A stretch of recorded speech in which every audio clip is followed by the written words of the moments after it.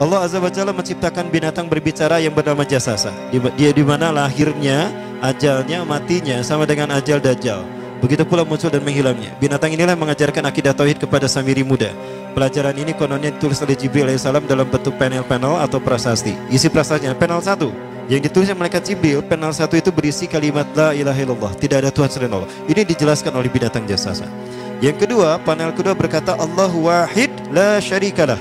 Allah Maha Esa, tidak ada sekutu bagi Allah. Itu dijelaskan juga oleh binatang Jasasa ini. Nah, binatang Jasasa ini sekali lagi dia bertubuh besar.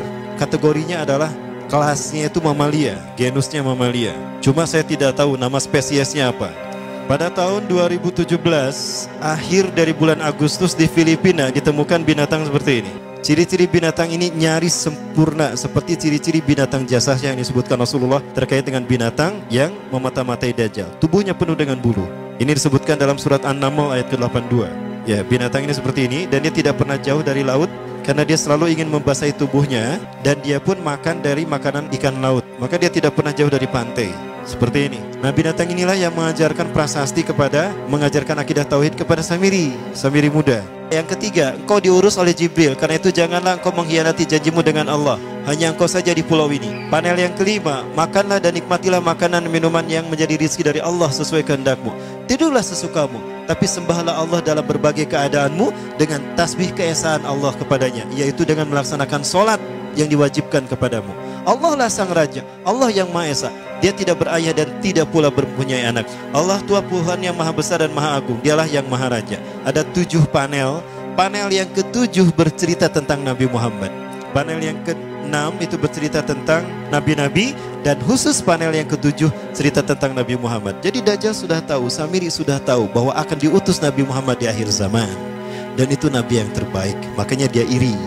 Nah, selesai panel ini disampaikan, maka binatang Jasasa berkata, wahai Samiri, saksikanlah aku telah menunaikan innani qad fa'altu ma umirtu min rabbi. Demi Allah, saksikan aku sudah menunaikan apa yang diperintahkan padaku, kata binatang Jasasa.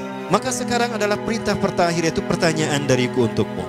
Hal tu'minu billah, apakah kau beriman pada Allah? Wa bima unzila ilaih, dan dari apa yang diturunkan kepada nabi-nabinya, kepada Jibril maksudnya. Famadal jawab ya Samiri, apa jawabanmu hai Samiri?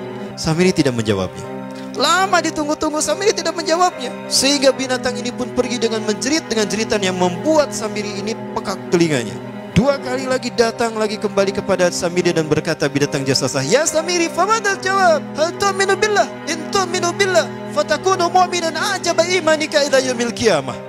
Jika kau beriman kepada Allah, maka sungguh kau akan menjadi mukmin yang menakjubkan imannya. Inna ajalaka ukhirat ila akhir zaman.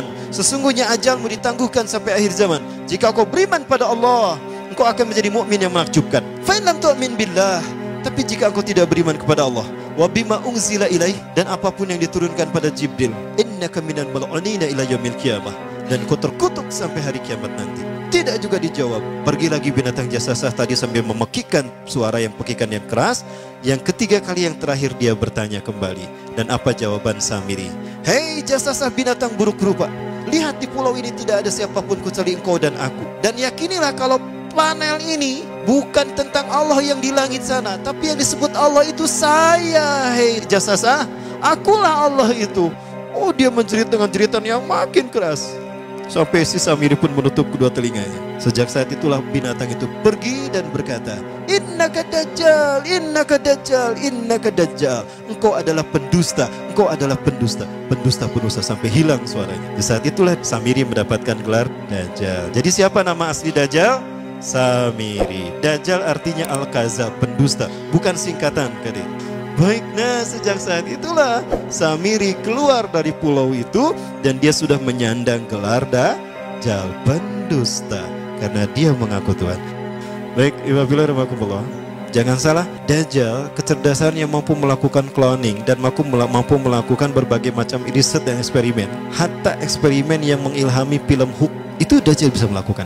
Bahkan ketika orang membayangkan kendaraan tercanggih itu pesawat terbang, Dajjal sudah mampu membuat piring terbang dengan kecerdasannya. Ya, Rasulullah menyebutkan kendaraan Dajjal itu dia bisa terbang, kata Rasulullah. Dan kecepatan terbangnya 5 km per sekon. 1 detik 5 km.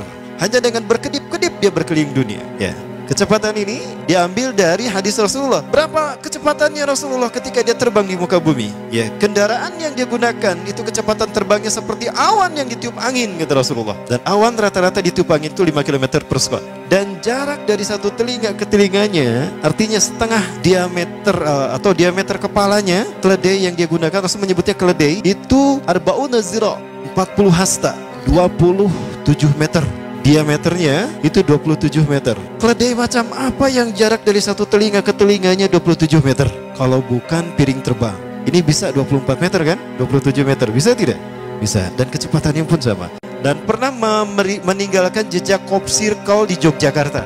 Nah, Cop Circle itu adalah jejak UFO yang menjadi isyarat instruksi bagi para pelaku konspirasi dunia. Siapa? Para kalangan Illuminati.